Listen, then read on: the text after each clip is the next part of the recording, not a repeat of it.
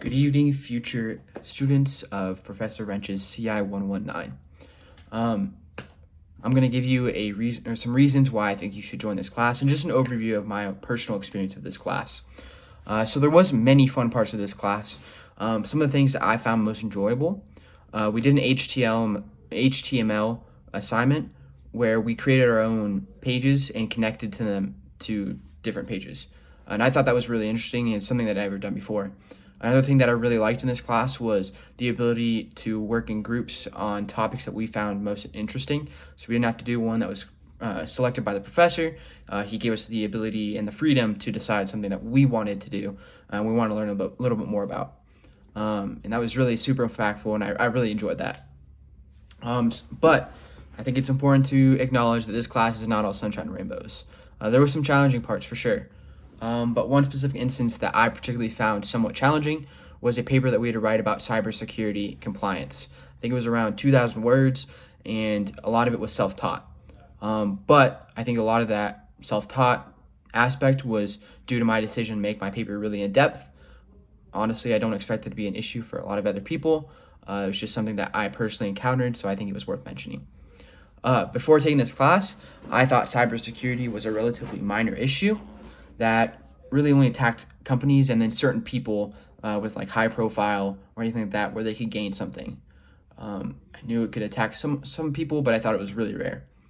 Over the course of this semester, I grew more and more aware of the potential threats that cybersecurity can really pose and how essential it is to really protect your own information and your assets within the cyber realm. After we finished the class and at the end of the semester, I feel like a way more solid understanding and grasp of the potential threats that cybersecurity attackers pose to just you and I and companies as a whole. There's a lot of consequences to these attacks, and it can be devastating to both you or I or just a company in general. Some topics that I think are worth mentioning that we went over in the class. We went over malicious attacks and malware. These are two separate topics, but they're pretty intertwined. So malicious attacks were one of the first topics that we covered in the class. And there's three main types of malicious attacks that we covered. There's attacks on availability, there's attacks on people, and there's attacks on IT assets. These were extensively covered, and you should have no problem understanding as long as you pay attention. These attacks have the goal of accessing information. This could be a wide range of customer information, IT assets, or just infrastructure for the companies. We also discussed the different types of hackers that might employ these malicious attacks. These just be regular hackers, like black hat or sometimes gray hat, insiders, competitors, cyber criminals, and in my opinion, most interestingly, nation states. So other countries can actually attack you using attackers. For malware, this was another topic that we covered extensively, and just how much it has developed and grown as computers have become more advanced and developed, and just the electronic space in general has changed. So there's a lot of different types of attacks associated with malware. There's viruses, which are the most well known. There's worms and Trojans, which are two other types. There's rootkits, DDoS, SQL injection, just to name a couple. And they all infect computers, and they all change how you can interact with everything by maybe holding your information hostage and not letting you access for certain websites. They just really wreak havoc on systems and companies as a whole. It's really a big component of what we talked about in the class. It was mentioned extensively through the rest of the semester after we covered it.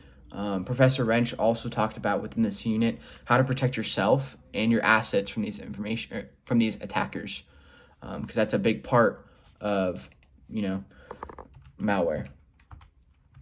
The final topic that I'm going to talk about is cryptography and encryption. While these are two separate topics, because their closeness, I really felt like it was important to talk about them together. These topics really go hand in hand, as encryption is just a process of cryptography. So cryptography covers the different methods for protecting and securing information, which has been important in human history forever. But one specific example that we really harped on in class, and I really thought was very interesting, was in World War II with the German Enigma machine. which they would encode their messages to protect them from the Allies decoding. And it took till almost the end of the World War for the Allies to actually break it. So we talk about a lot of different types of encryption in the class. There's two main ones, symmetric and asymmetric. So symmetric is when you use the same key to access and encrypt messages, whereas asymmetric is using different keys called public and private keys.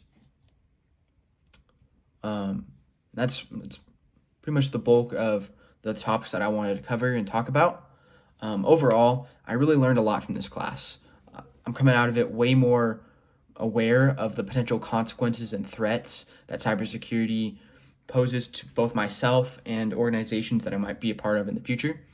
And really, also the benefits of having a strong cybersecurity system and just security in general, and how important it is to factor in cybersecurity within like your risk management process, or just reducing the consequences it could have on your company by creating fail safes or backups that you can fall back on with virtual machines.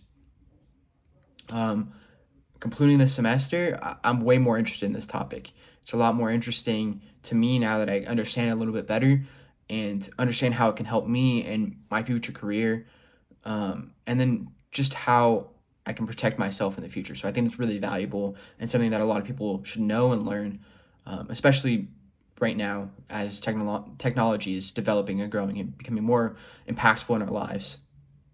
Thank you for your time. I really hope that you decided to take CI 119 with Professor Wrench, either in the spring or in the future, or whenever you see this video.